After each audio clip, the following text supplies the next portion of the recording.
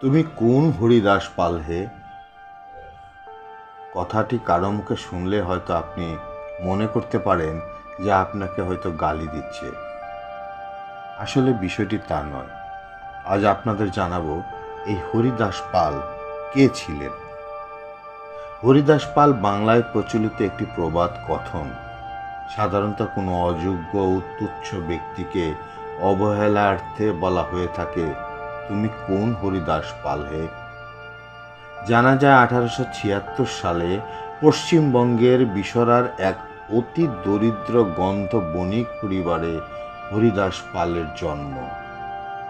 তার পিতা নিতাই চরণ পালের মৃত্যুর পর জীবিকার সন্ধানে হরিদাস 1892 খ্রিস্টাব্দে কলকাতায় চলে যান।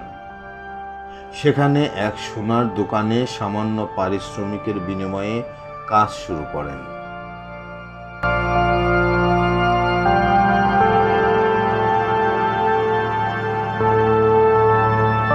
আঠারোশো 97 খ্রিস্টাব্দে হরিদাসের কলকাতা নিবাসী একমাত্র ধনী নিঃসন্তান মামা মারা যাওয়ায় হরিদাস উত্তরাধিকার সূত্রে মামার সব সম্পত্তির মালিক হয়ে যান এবং রাতারাতি ধনী বনে যান।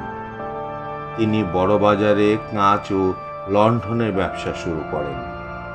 অত্যন্ত পরিশ্রমী, সৎ ও বুদ্ধিমান হরিদাস কয়েক বছরের মধ্যে তার ব্যবসা অনেক বাড়িয়ে তোলেন।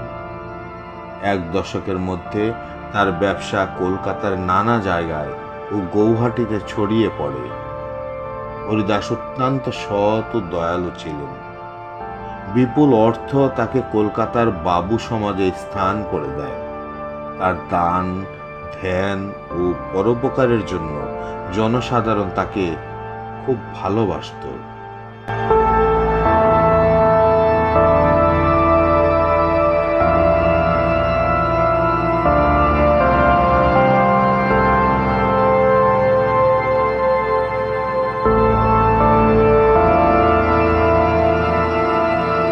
দাতা হরিদাসের উদার মনোভাব, মার্জিত ব্যবহার, সহানুভূতিশীল ব্যবহারে তার সুনাম চারিদিকে ছড়িয়ে পড়ে।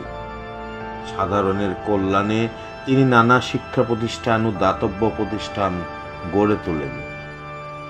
সমাজে তিনি অত্যন্ত উঁচু মানের আসনে অধিষ্ঠিত হন, প্রভাবশালী ব্যক্তি হিসাবে প্রতিষ্ঠা পান। এমনকি তিনি কাউকে কিছু করার কথা বললে সঙ্গে সঙ্গে তা পালিত হতো, কারণ সকলে জানত হরিদাস যা করেন সবার মঙ্গলের জন্যই করেন।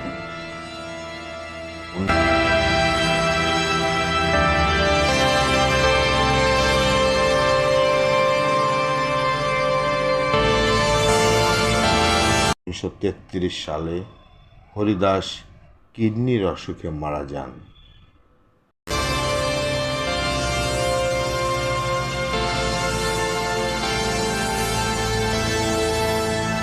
1965 সালে কলকাতা কর্পোরেশন তার সম্মানার্থে একটি রাস্তার নাম রাখেন হরিদাস পাল লেন।